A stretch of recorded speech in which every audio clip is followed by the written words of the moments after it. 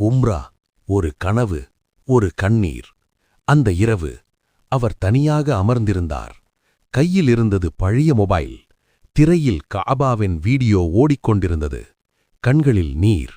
உதடுகள் மௌனமாக சொன்னது, யா அல்லாஹ், ஒரு முறை, ஒரே ஒரு முறை. உம்ரா அவருக்கு சுற்றுலா அல்ல, அது வாழ்க்கையின் இறுதி ஆசை. ஆனால் உண்மை கொடூரமாக இருந்தது. வாடகை வீடு, கடன், குழந்தைகளின் படிப்பு, மனைவியின் மருந்து செலவு. உம்ரா பணம் எங்கிருந்து என்று கேட்டால் இதயம் உடைந்துவிடும். ஒரு நாள் மஸ்ஜிதில் உம்ரா பயண அறிவிப்பு. மற்றவர்கள் சந்தோஷமாக பேசினார்கள். அவர் மட்டும் அமைதியாக வெளியே வந்தார்.